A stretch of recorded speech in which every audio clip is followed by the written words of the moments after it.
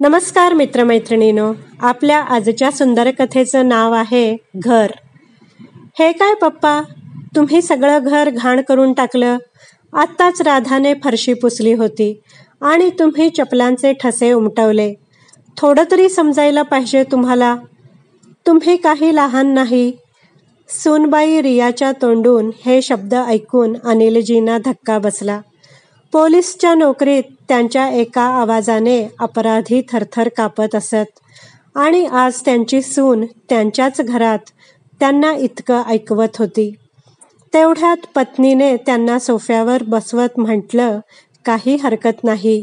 सुनेचं बोलणं काय मनावर घ्यायचं? फक्त तोंडाने फटकळ आहे ती, तसं तिच्या मनात काहीही नसतं. अनिलजींनी पत्नी रमाकडे पाहिलं, जसं की ते विचारत होते की खरंच, आणि त्यांच्या ओठावर हसू तरळलं, पण डोळ्यांच्या कडा ओलावल्या होत्या. सोफ्यावर बसून ते विचार करत होते की किती प्रेमाने हे घर बांधलं होतं. एक एक वीट आपल्या मनाप्रमाणे रचली होती या घराची, जेणेकरून निवृत्तीनंतर पती पत्नी सर्व सोयी सुविधांनी युक्त घरात आरामात राहू. परंतु आज सर्व जग त्यांच्या खोलीपर्यंतच मर्यादित झालं होतं. खोलीतून बाहेर निघावं तर किती ऐकावं लागतं त्यांना. हॉलमध्ये शेकोटी पेटवण्यासाठी आवडीने भिंतीत चिमणी, फायरप्लेस बसवली होती की थंडीच्या दिवसात तिथे शेकोटी पेटवून शेकत रमासह भाजलेल्या शेंगा खाऊ. पण काय हिंमत की सूनबाई थंडीत शेकोटी पेटवू देईल. ती म्हणायची की सर्व घरात राखेचे कण पसरतील. मग ती चिमणी तशीच रंगवलेली दिसायची, एकदम नव्यासारखी, कारण सुनेला ती तशीच आवडायची. हा सर्व विचार करतच होते की हातात कॉफीचा मग घेऊन रमा त्यांच्याजवळ येऊन बसल्या. त्या आपल्या पतीला चांगलं ओळखून होत्या. त्यांना चांगलं माहीत होतं की ते आता रागात होते आणि त्यांच्या हातची कॉफी पिऊन त्यांचा राग शांत होऊन जाईल. रमा पण काय करेल, पती आणि मुलगा महेशच्या प्रेमात अडकलेली एक भारतीय स्त्रीच होती ती. दोन्ही बाजू सांभाळत दिवस काढत होती. कधी मुलांचं ऐकायच्या तर कधी पतीचं ऐकायच्या. एके दिवशी सकाळी फिरून आल्यावर पती पत्नी दोघेही लॉनवर बसले होते. नोकर चहा ठेवून गेला. 2 ऐवजी चहाचे 3 कप पाहून त्यांना थोडं वेगळं वाटलं, कारण त्यांच्याशिवाय फक्त महेश चहा पीत असे आणि तो त्यांच्यासोबत कधीच चहा पीत नसे. त्याने त्यांच्यासोबत बसणं कधीच सोडलं होतं. मग आज तेवढ्यात महेश तेथे येऊन बसला. सोबत चहा पिऊ लागला. पण एक अजब शांतता पसरली होती तिथे. हा तोच महेश आहे ज्याचं लहानपणी बोलणंच संपत नव्हतं. अनिलजी कितीही थकलेले असो, महेश सोबत खेळत असायचे. तो बोलून बोलून थकून झोपत नाही तोपर्यंत त्यांच्या गप्पा संपतच नसत. आज अजब औपचारिकता बाप मुलामध्ये बनून राहिली होती. तेव्हा रमा शांतीभंग करत म्हणाल्या, महेश, महिन्यातच रियाच्या भावाच्या मुलीचं लग्न आहे ना? हो आई, त्याविषयीच बोलायला आलो आहे मी. मुलाकडचे याच शहरातील आहेत व त्यांना लग्न याच शहरात करायचं आहे. म्हणून रियाच्या परिवाराला लग्नासाठी हे घर हवं आहे. आपलं घर लग्नघर म्हणून पाहिजे आहे त्यांना. म्हणून मला वाटतं जोपर्यंत घरात गर्दी राहील तोपर्यंत तुम्ही दोघं दीदीकडे जाऊन राहावं. तुम्हा दोघांनाही गर्दीमुळे त्रास होईल आणि दीदी पण याच शहरात आहे, म्हणून तुम्हाला काही त्रासही होणार नाही. तुमची दोघांची खोलीही त्यांना कामात येईल. हे ऐकून अनिलजी रागाने लाल झाले. तरीही आपला आवाज नॉर्मल ठेवत ते म्हणाले, तिच्या घरच्यांना भाड्याने दुसरं घर घेऊन दे ना 10-15 दिवसांसाठी. आम्ही कशाला दुसऱ्या ठिकाणी जाऊ?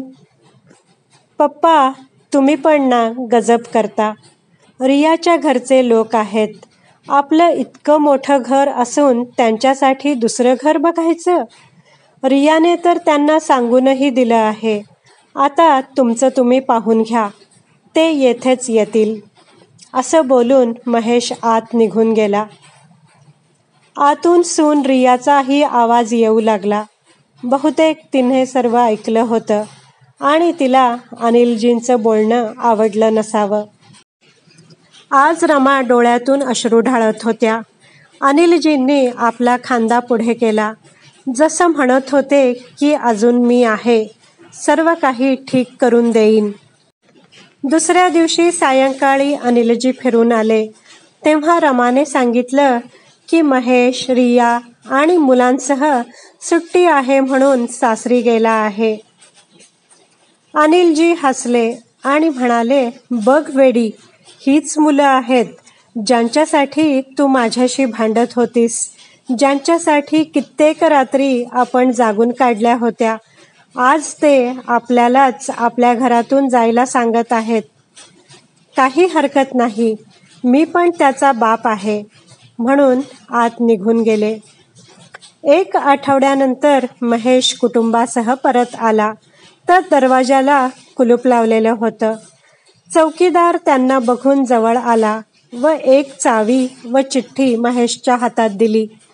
तो चिठ्ठी उघडून वाचू लागला. ती चिठ्ठी अनिलजींनी महेशच्या नावे लिहिली होती. महेश, मी आणि तुझी आई रामेश्वरमला जात आहोत. 1 महिन्यांनी परत येऊ. ही तुझ्या हातातली चावी या घरची नाही, ती दुसऱ्या फ्लॅटची आहे, ज्यात तुम्हा सर्वांचं सामान ठेवलं आहे. तो फ्लॅट मी खूप पूर्वी विकत घेतला होता. तुला सांगितलं नव्हतं. अगदी मॉडर्न भागात आहे. तुमच्यासाठी चांगला आहे. आवडला नाही तर आपल्या सोयीने दुसरा घेऊन घ्या. हे घर माझं आणि तुझ्या आईचं आहे आणि कायम आमचंच राहील. यातून आम्हाला कुणीच बाहेर काढू शकणार नाही.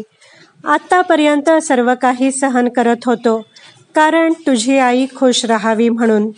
परंतु तुझ्या बोलण्यामुळे तिच्या डोळ्यात पाणी आलेलं मी कधीही सहन करणार नाही. हे आमच्या स्वप्नातील घर आहे, ज्यात आम्हाला मुलं, नातवंडांसह राहण्याची इच्छा होती. पण देवाला हे मंजूर नव्हतं आणि तुम्हाला आमचा सहवास आवडत नव्हता. ते घर मी आणि आईकडून आशीर्वाद म्हणून दिलं आहे. इच्छा असेल तर ठेवा, नाहीतर परत करा. आई वडील या नात्याने आम्ही आपला आत्मसन्मान नाही सोडू शकत. आमच्या नंतर हे घर ट्रस्टला दिलं जाईल, जे येथे वृद्धाश्रम बनवेल.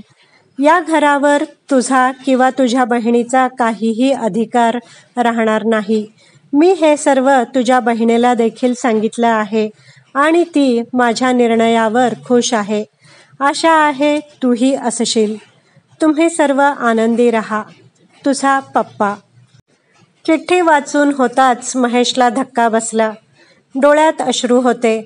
परंतु हे माहीत नाही की ते पश्चातापाचे होते की इतकं मोठं घर सोडावे लागेल म्हणून, की वडिलांची संपत्ती मुलांचीच असते हा विश्वास तुटल्यामुळे होते, ते माहीत नाही.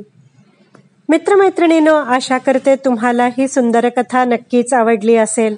कथा आवडली असेल तर व्हिडिओला लाईक करा, शेअर करा, कमेंट करा. माझ्या चॅनलला सबस्क्राईब करायला विसरू नका. व्हिडिओ पाहिल्याबद्दल धन्यवाद.